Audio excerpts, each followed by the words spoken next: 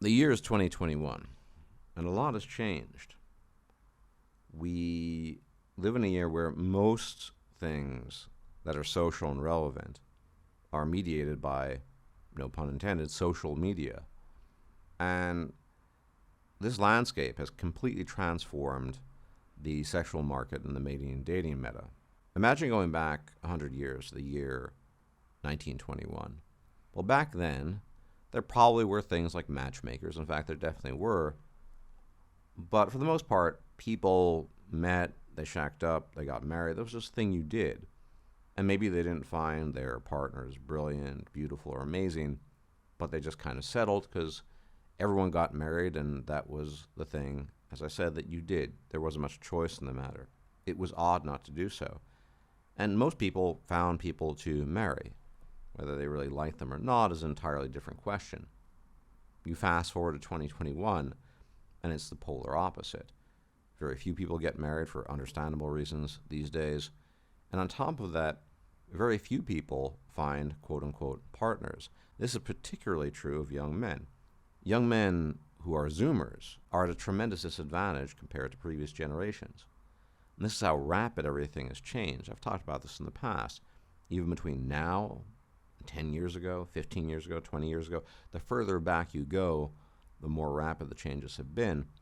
But right now, in the mating and dating meta, virtually everything is mediated and limited by social media and your social media presence. By social media, I'm including a broad number of categories. So it could be conventional dating sites, Instagram, Tinder, you name it. All these things count as social media. Twitter.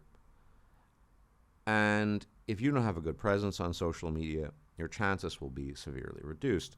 And of course, the way you really stand out on social media is through visuals, meaning that looks, which were always the most important thing to begin with, have become even more important.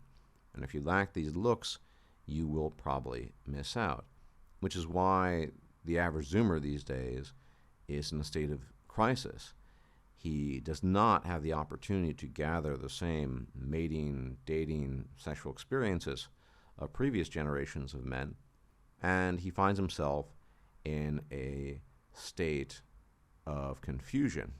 Or as the ancient Greeks might have put it, a state of aporia or perplexedness.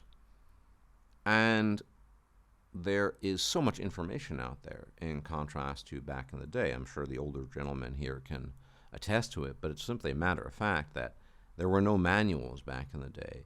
You just went out there and tried your luck, and more often than not, you stumbled and fell. But as they say, only people who fall get back up. Now we're in information overload, and there are opportunities in 2021. Opportunities abound for all sorts of things that are enabled by the presence of social media that had never existed before. Of course, as I mentioned earlier, there were matchmakers back in the day, but were there mating and dating gurus who would tell you how to quote-unquote self-actualize? That's a very popular word in the circles of the Pillmongers, is it not? How to self-actualize. You need to self-actualize, and the rest will simply come. You'll get the booty the second you self-actualize. And on top of that, it goes hand in hand with other buzzwords, a very common one being entrepreneurial or entrepreneurship. You need to entrepreneurially self-actualize, and that will enable you to be successful with everything else, especially with women. And what's really interesting about the Pillmongers is they not only know that, they can teach you. How amazing is that? You as a young man, lost in this ocean of confusion of what to do and what not to do, because you're not very successful, you've had almost no success, and along come the Pillmongers, and they say, look, I have found the way, and I can teach you.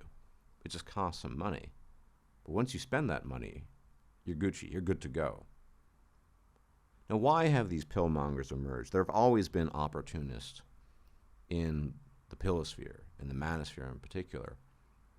PUAs being the primary example of this. And as I've mentioned many times, including in recent videos, PUAs are less than honest. For example, they rarely talk about the importance of looks because that's not going to sell their books or their programs or their courses or whatever. So they need to lie about that. and looks maxing, which is probably the most effective thing most young guys could do, to be perfectly blunt, is not even suggested. But there are the more subtle types of pillmongers who combine PUA ideology techniques with this notion of the man self-actualizing, becoming something greater than he used to be. It's not exactly clear what the philosophy behind it is, because I'm not even sure if it's a philosophy. I think it's just a form of huxterism, frankly speaking. But that's how they go about this. And you probably know some of the names I'm referring to. I don't need to explicitly state some of these names, but it's pretty obvious. And many of them will take advantage of the benighted state of young men and pretend to know things that they don't know, as no one is in a position to judge or evaluate the degree of success these people actually have in the activities they claim to engage in, entrepreneurship and women acquisition being the major ones. But, of course, being young and lost, you are looking for somebody to mentor you, and who better than someone that might charge you possibly hundreds, if not thousands, of dollars for a few hours of conversation in order to teach you what to do with your life. And this also speaks to the sense of loss of direction in a lot of young men. I spent a long time in the previous video talking about the risks of pills, the risk of knowledge, the risk of understanding, and there are most certainly risks there. But the alternative is to get what I would call a pseudo pill. It's not really laying out the entirety of the truth, and at the same time taking advantage of bits and pieces of the truth in an effort to manipulate people for personal gain and self-aggrandizement. And that's just something that I personally can't stand. And this sort of huxterism and cannibalism could not have existed even 10 years ago to the same degree, because the need was just not that acute. And you also have to understand the kind of mentality that rules such a mind. The people who sell these pills, or in some cases tactical soap, they know what they're doing, and their only interest is to bilk young men out of as much money as possible, and to boost their own egos, of course, in the process, even if they know that they are lying.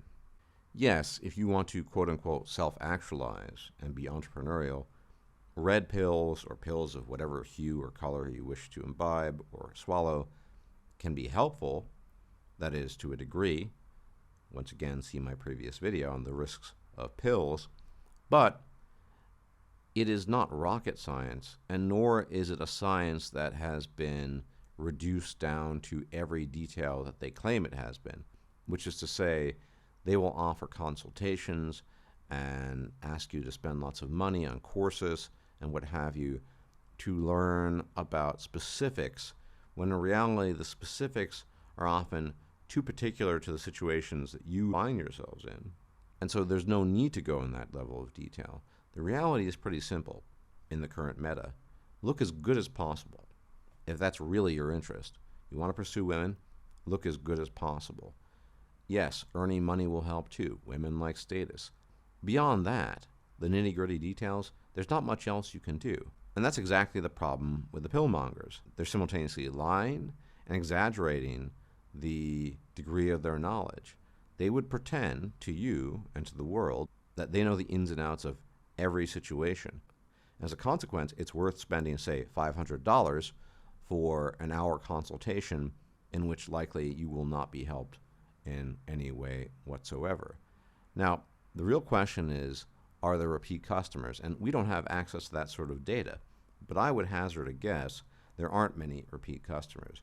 You get people who buy into, obviously, the hype, and they buy into the particulars of the pseudo-philosophy being peddled, but I suspect what happens is you just get new up-and-comers all the time buying into the stuff again and again and again.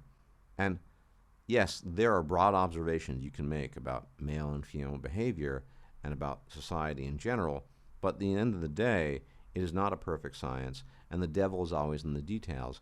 And not a single one of these hucksters can tell you the solution to the details. Everything else they can tell you, I just told you in a minute or two. Look good, make money, there you go. Please share the video, like the video, subscribe if you're not a subscriber yet. Please hit that bell icon because YouTube does not inform my subs of many of my videos. And as always, if I'm still alive, I'll check you out later. Until the next time, may the gods watch over you. Take care. If you liked this video, please like, share, and subscribe. And if you enjoy my content, please consider making a donation or becoming a patron. Thanks for watching.